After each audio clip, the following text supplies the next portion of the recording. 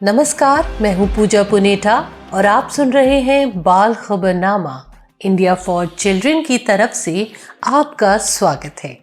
आज 21 नवंबर और दिन सोमवार है। खबरों का ये सिलसिला शुरू करने से पहले हम बात करेंगे अंतर्राष्ट्रीय बाल दिवस के बारे में। अंतर्राष्ट्रीय बाल दिवस 20 नवंबर को पूरी दुनिया में मनाया गया। इस दिवस को मनाने का मकसद दुनिया भर के बच्चों में उनके अधिकारों के प्रति जागरूकता लाना और बच्चों के लिए कल्याणकारी योजनाओं में सुधार करना है। 20 नवंबर की तारीख इसलिए भी खास है क्योंकि इसी दिन साल 1959 में संयुक्त राष्ट्र महासभा में बाल अधिकारों को अपनाने की घोषणा की थी। और अब हम शुरू करते हैं अपनी खबरों का सिलसिला। सबसे पहले सुर्खियां। महाराष्ट्र के यवतमाल जिले के बंसी गांव की पंचायत ने गांव में 18 साल से कम उम्र के बच्चों के लिए मोबाइल का उपयोग प्रतिबंधित कर दिया है। कोरोना काल के दौरान यहां बच्चों को ऑनलाइन क्लास के लिए मोबाइल दिया गया था, लेकिन इसके चलते उन्हें लत लग गई। इसी के चलते पंचायत ने ये फैसला किया है। बॉम्बे हाई कोर्ट ने Johnson and Johnson baby powder के सैंपल की नए सिरे से जांच करने के आदेश दिए हैं। कोर्ट ने कहा है कि अगर कंपनी पाउडर बनाना चाहती है तो उसके अपने जोखिम पर होगा।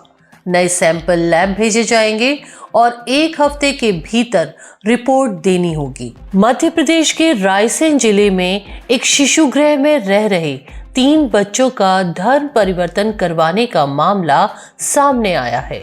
राष्ट्रीय बाल अधिकार संरक्षण आयोग के अध्यक्ष प्रियंक कानूनगो के निरीक्षण के दौरान मामले का खुलासा हुआ।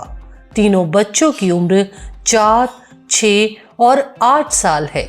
इनमें 2 लड़कियां और 1 लड़का है। सभी भाई बहन हैं। इस मामले में ईसाई संगठन के 10 सदस्यों पर केस दर्ज किया गया। सुप्रीम कोर्ट ने जम्मू कश्मीर की कठुआ गैंगरेप मर्डर के आरोपी को नाबालिग मानने वाले हाई कोर्ट के आदेश को खारिज कर दिया है।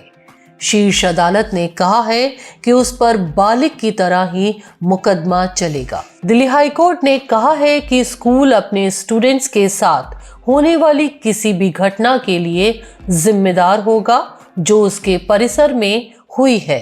हरियाणा के फरीदाबाद में कहासुनी के बाद 11वीं के छात्र ने साथियों के साथ मिलकर 12वीं क्लास के छात्र को सरिया व चाकू से हमला कर बुरी तरीके से घायल कर दिया। अस्पताल में भर्ती छात्र की हालत बेहद गंभीर पाई गई है। पुलिस हमला करने वाले सभी नाबालिग छात्रों की तलाश में जुटी है।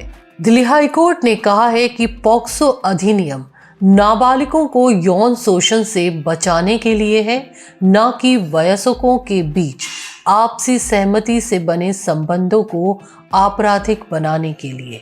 उत्तर प्रदेश के गोरखपुर जिले में आर्थिक तंगी से परेशान एक पिता ने अपनी 2 बेटियों के साथ आत्महत्या कर ली। पिता 5 महीने से बेटियों की स्कूल की फीस नहीं दे पा रहा था। बेटियों की उम्र 14 व 16 साल थी। केरल के कोयट्टम जिले में एक एनजीओ द्वारा चलाए गए आश्रय गृह से 9 लड़कियां लापता हो गई हैं। पुलिस ने मामला दर्ज कर उनकी तलाश शुरू कर दी है। तमिलनाडु के चेन्नई में 17 साल की फुटबॉल खिलाड़ी की इलाज की लापरवाही के चलते मौत हो गई। अस्पताल ने मामले में जांच के आदेश दिए हैं।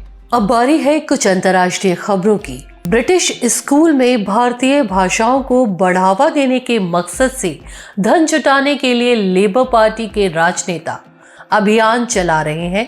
पिछले कुछ वर्षों से वहां गुजराती, पंजाबी और बंगाली पढ़ने वाले स्टूडेंट्स की संख्या में तेजी से इजाफा हुआ है।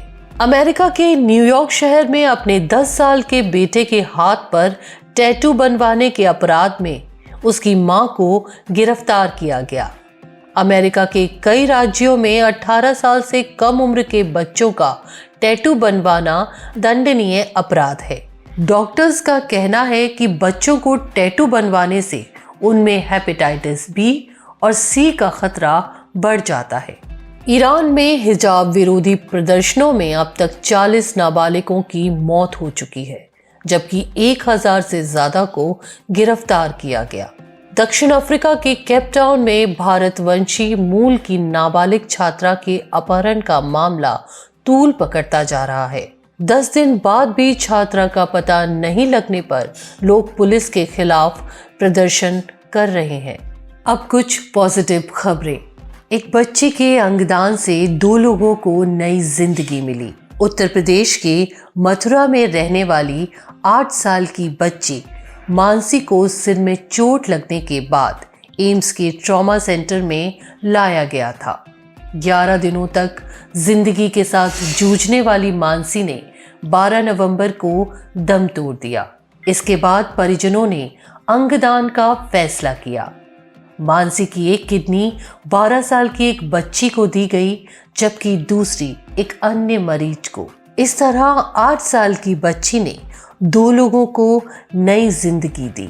राजस्थान के बाड़मेर जिले में एक सड़क हादसे में 7 बेटियों के माता पिता की मौत हो गई। इसके बाद समाज ने पीड़ित परिवार की मदद के लिए 48 घंटे में 2 करोड़ रुपए जुटा लिए। ये रुपए मृतक किसान की बड़ी बेटी के बैंक अकाउंट में जमा करवाए गए हैं। महाराष्ट्र के ठाणे जिले में पुलिस ने 16 साल की लड़की का बाल विवाह रुकवाया है। पुलिस द्वारा परिजनों को चेतावनी दिए जाने के बाद भी परिजन लड़की का बाल विवाह करा रहे थे। रेलवे की खानपान और पर्यटन शाखा IRCTC अपने मेन्यू में बदलाव करने जा रही है। अब स्थानीय और क्षेत्रीय व्यंजनों के साथ साथ डायबिटीज के मरीजों, बच्चों और स्वास्थ्य प्रेमियों के लिए उपयुक्त मेन्यू भी शामिल किया जाएगा। आज बाल खबरनामा में इतनी ही खबरें। अगली बार सोमवार को फिर से हम सुनेंगे और आप सुनेंगे बाल खबरनामा। तब तक के लिए इंडिया फॉर चिल्ड्रन की तरफ से मैं अपनी संपादकीय टीम विवेक श्रीवास्तव और पिनाकी रोत्रे की तरफ से आपसे इजाजत चाहूंगी।